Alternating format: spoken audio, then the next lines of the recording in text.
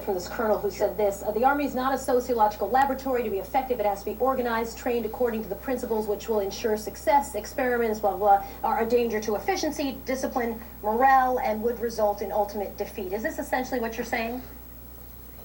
I think that that's true with respect. I don't think it's true with respect to ultimate defeat of the United States in a war. I think that what's likely to occur, though, is the defeat of the United States in small battles, which means that people are going to die. Now, you were talking about sex, and it was sort of disputed that there would be sexual distractions, but large numbers of women fail to deploy with their units because of pregnancy. Large numbers of women are shipped home because of pregnancy. Something caused that pregnancy, and my guess is it was sex. Well, so Zoe's saying it's not true, but I want to go back to that quote I read you. You know what that was from? That was a guy in 1941, and that argument was about not allowing black people in the military.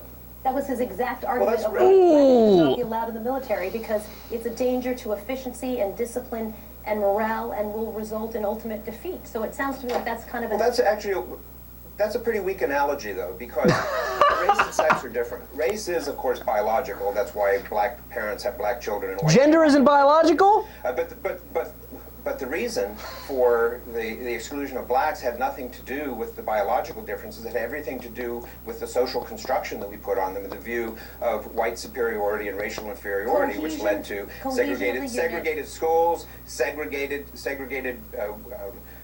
bathrooms, segregated drinking fountains. No one thinks that segregated bathrooms segregation of bathrooms by sex is wrong, or that it's wrong that we have a women's NBA. That's not apartheid. So the argument about race is different from the argument about sex, and I think you have to evaluate each one on the merits. It's exactly the same argument about cohesion. Oh, man. Dude, when you're in a hole, stop digging. I mean, Soledad just gave him the perfect amount of rope there, and he was just like, okay, I'm putting it around my neck. Oh no, Soledad, don't do it to me. Don't do it. Oh, I'm hanging myself. Oh fuck, why'd I walk into that trap? Oh, I should have saw that coming, man.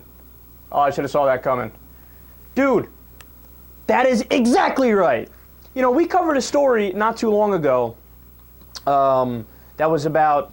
It was a preacher, I believe, I forget which state it was in, forgive me, but a preacher got up there and they were debating some gay marriage legislation. And the preacher got up there and he went on this long, he read like this long essay talking about how, we can't give them these rights to marry because it will lead to it'll ruin the moral fabric of the country, et cetera, et cetera. And then towards the end of the speech, he slipped in, instead of saying gay people, he said black people, right? And then you saw everybody in the room look around like, what the fuck? What are you doing? And he's like, oh, wait, I'm sorry. The entire thing I was just reading here was about why we should keep this, we shouldn't have interracial marriage. And I just substituted the word with gay. So let's not make the same mistakes in history and, not realize that this is the same principle at work, which is equality under the law, right? And he nailed it, and he was exactly right. And Soledad is exactly right. Look, I want to be clear, guys. If it were the case that they allow women on the front lines and they also lower the standards dramatically, right, then I would be on the side of the conservatives. I would say, well, wait a second. There's a reason why we have those physical standards, because we need our soldiers to be strong, etc., right? But that's not the case. The case is they have to meet the same physical requirements as the men do. So then why would you be against it? There is no logical reason to be against it if they're not lowering the standards. And they're not. So you just sound like a dick if you're against it.